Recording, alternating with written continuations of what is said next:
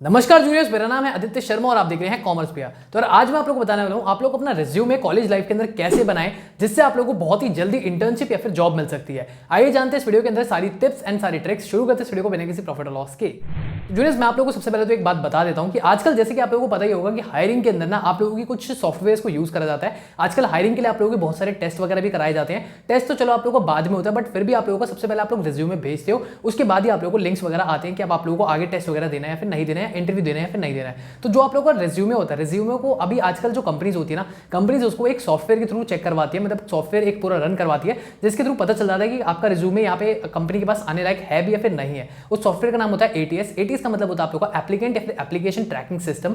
इसके अंदर आपका सॉफ्टवेयर सीधा चला जाता है। मतलब देखो, अभी मैंने कुछ दिन पहले मैंने खुद भी ना देखा था, मैंने पीडब्ल्यू का या फिर फिजिक्स वाला आप लोग नाम सुनते होंगे, उसके अंदर मैंने देखा था कि उन्होंने ना एक जॉब की लिस्टिंग निकाला की थी। तो उस पर मैंने जैसे ही क्लिक करा, मतलब वहां पे मैंने जैसे ही क्लिक करने के मैं गया तो वहां पे उन्होंने एक अलग ही वेबसाइट को डाल रखा था, जिसका मतलब वो एक एआई वेबसाइट थी और वो एक एटीएस फ्रेंडली वेबसाइट थी। मतलब वो एटीएस वहां पे रन हो रहा था, जिसके अंदर अगर मैं अपना रिज्यूमे अपलोड करता तो वहां पे जाने के बाद अगर मेरा रिज्यूमे सही होता तो मेरे को आगे भेज देते, अदरवाइज वो मेरे रिज्यूमे को वहीं पे रिजेक्ट कर देते। तो ऐसी ऐसी चीजें आप लोगों के साथ अब होने लगी है। इस वजह से बहुत सारे बच्चे अप्लाई करते हैं जॉब के लिए, बट उनको जॉब नहीं मिल पाती है। अभी मैं आप लोगों को बताने वाला हूं कि आप लोगों को अपना रिज्यूमे या फिर सीवी कैसे बनाना है जिससे एक बेस्ट इंपैक्ट पड़े और जिससे आप लोगों को बहुत ही जल्दी सिलेक्ट कर लिया जाएगा। सो आइए जानते हैं क्या क्या इंपॉर्टेंट टिप्स है। सबसे पहले तो मैं आप लोगों को बताता हूं आप लोगों की सीवी या फिर रिज्यूमे के अंदर होना क्या चाहिए। अगर आप लोग एक फ्रेशर है तब भी आप लोगों के सीवी के अंदर ये सारी चीजें होनी चाहिए। सबसे पहले तो देखो, आप लोगों को अपना नाम लिख देना बड़े बड़े लेटर्स के अंदर। फोटो अगर आप लोग चाहते हो तो ऐड करो, अदरवाइज नहीं भी चाहते तो मत करो, फोटो की दिक्कत नहीं है। और अपने ना सीवी को थोड़ा सा सिंपल बनाने की कोशिश करो। बहुत सारे बच्चे मैंने देखा है कि वो ना क्या करते हैं, अलग अलग वेबसाइट्स पे जाते हैं, एआई वेबसाइट्स पे जाने लगे हैं आजकल, और एक बहुत ही अलग सा ही सीवी बना लेते हैं। मतलब वो बहुत ही कार्टूनिस्ट सा लगता है, अलग सा लगता है। वैसा बनाने की जरूरत नहीं है जो पुराने सीवी होते थे। मतलब एकदम ही सिंपल आप लोगों को फॉर्मेटिंग वगैरह रखनी है। अभी मैं आप लोगों को वो सारी चीजें भी बता दूंगा, बट सबसे पहले मैं आपको बता दूं क्या क्या चीजें आप लोगों को डालनी है सीवी के अंदर। सबसे पहले आप अपना नाम डाल देंगे, फोटो डालने की जरूरत नहीं है। वहां पे अपनी लिंक्डइन की प्रोफाइल का लिंक डाल सकते हो। इसके अलावा आप लोग वहां पे अपना जो भी कॉन्टैक्ट नंबर है, जो भी ईमेल एड्रेस है, वो वहां पे लिख सकते हो। इसके अलावा फिर आप लोगों को देनी है एक प्रोफेशनल समरी। प्रोफेशनल समरी आप लोगों के बारे में 2-3 लाइंस होनी चाहिए। मतलब वो बताना चाहिए कि आप लोगों ने अपनी लाइफ के अंदर क्या करा है या फिर आप लोग क्या कर सकते हो।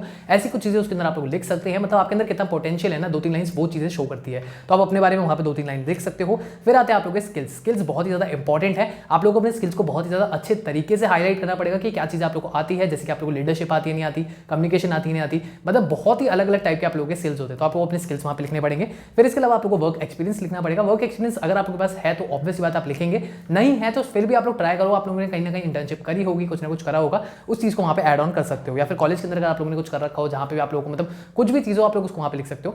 फिर इसके अलावा आप लोगों का एजुकेशन आती है। एजुकेशन के अंदर आप लोग अपने कॉलेज के बारे में बता सकते हो, अपने स्कूल के बारे में बता सकते हो। ज्यादा भरने की जरूरत नहीं है, टेबल्स वगैरह मत बना, सिंपल उसमें लिखने की कोशिश करना।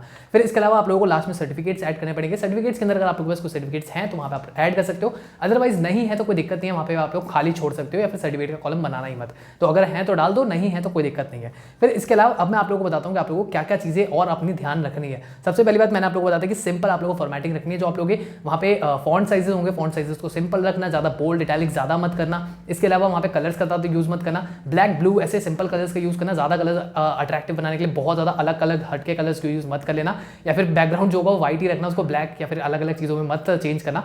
सिंपल रखना, एकदम पेज आप लोग को व्हाइट होना चाहिए, उसके आगे जो फॉन्ट्स होने चाहिए, मतलब आप लोगों का फॉन्ट कलर होना चाहिए, फॉन्ट कलर ब्लैक या फिर ब्लू में होना चाहिए, रेड वगैरह मत करना। इसके अलावा आप लोगों को यूज करने कुछ कीवर्ड्स अपने पूरे के पूरे सीवी के अंदर। जैसे कि मान लीजिए अगर आप लोग मैनेजमेंट के लिए अप्लाई करना तो आप लोग मैनेजमेंट वर्ड को ज्यादा यूज करना अपने सीवी के अंदर। अगर आप लोग सेल्स के लिए अप्लाई करने जा रहे हैं तो सेल्स वर्ड को ज्यादा यूज करना अपने सीवी के अंदर। तो मतलब कोई ना कोई कीवर्ड आप लोगों के होने चाहिए। इसके अलावा आप लोगों को जो अपना रिज्यूमे है ना, आप लोगों को हर जॉब के हिसाब से उसको टेलर करना है, चेंज करता रहना है।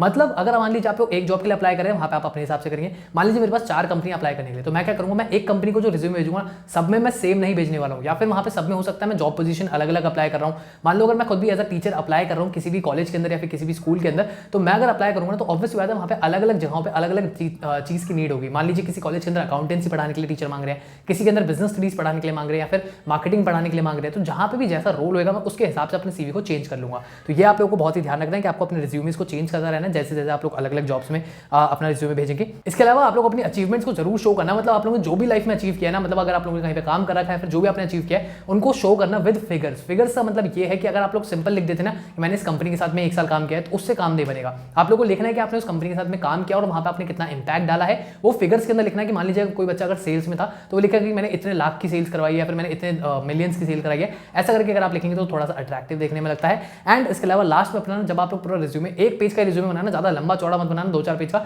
एक पेज का रिज्यूमे सिंपल सा बना के रखना। उसको फिर आप लोग चेक कर लेना किसी भी एटीएस वेबसाइट के ऊपर, मतलब जहां पे भी एटीएस स्कोर दिखता हो ना, आपको सर्च करना गूगल के ऊपर एटीएस स्कोर, और वहां पे जाके आप लोग किसी भी वेबसाइट पे अपना रिज्यूमे डालना और चेक कर लेना आप लोगों का रिज्यूमे कितना परफेक्ट आ रहा है। तो जितना परफेक्ट होगा उतना आप लोगों के लिए सही है। इसके अलावा ग्रामरली जैसी या फिर चैट जीपीटी जैसी वेबसाइट्स हैं आप लोगों की, जहां पे आप लोग अपनी ग्रामर मिस्टेक्स को भी सही कर सकते हैं। तो अपने सीवी को आप लोग थोड़ा सा एटीएस फ्रेंडली बनाने की कोशिश करिए, ना कि आप लोग ऐसा कोई अट्रैक्टिव सा बनाने की कोशिश करिए कि कोई फिजिकली देखे तो वहां पे इंप्रेस हो रहा है। आप लोगों के सीवी जो होंगे वो एटीएस से ही निकलेंगे, तो एटीएस फ्रेंडली बनाने की कोशिश करिए। बाकी अगर कोई डाउट आता है तो आप मेरे को डायरेक्टली भी पूछ सकते हैं। मैं मिलता हूं आपसे अगली वीडियो में, भी इतना ही, धन्यवाद।